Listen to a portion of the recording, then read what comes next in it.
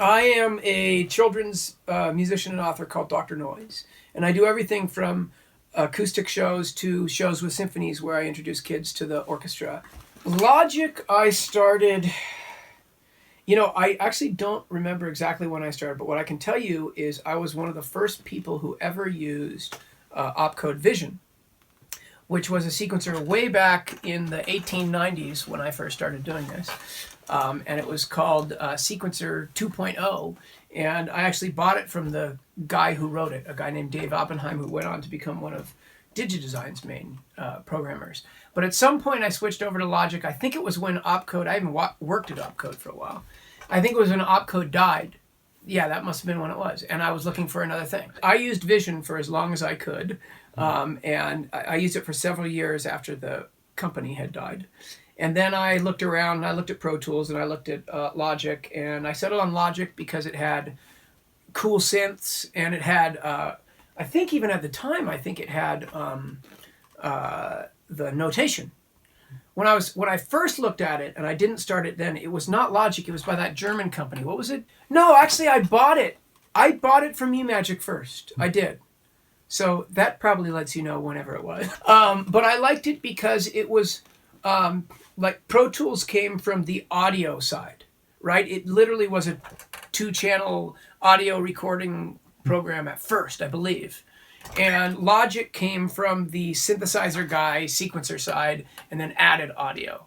I think I have that correct. And that appealed to me. It had a lot of the synthesizer guy, the composer guy stuff, the, it had the synths and the scoring and all that stuff along with it. I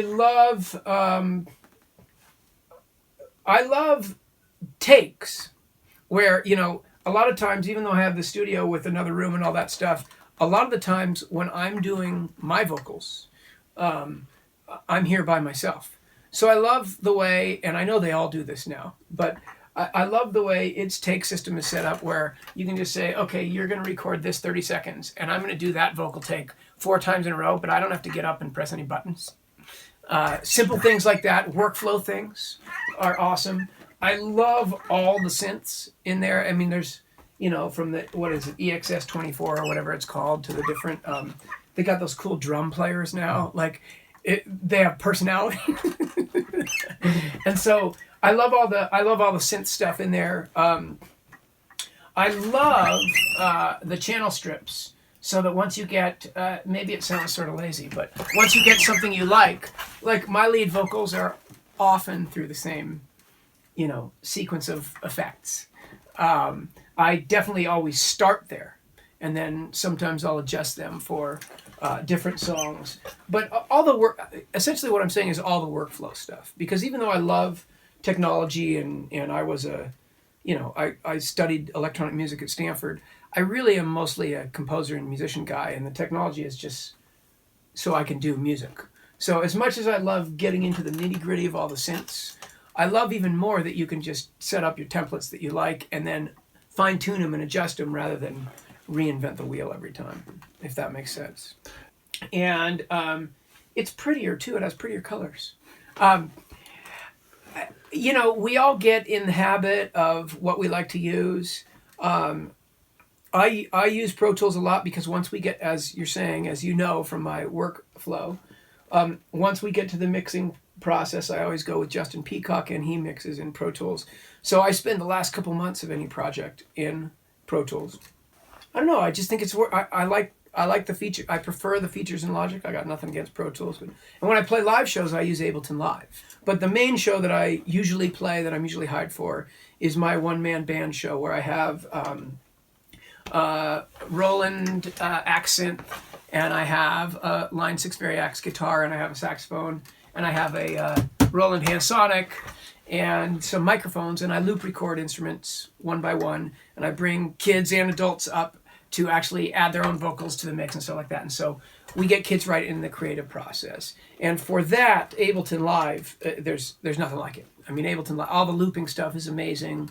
All the the time shifting and pitch, all that stuff. It's just it's an amazing program.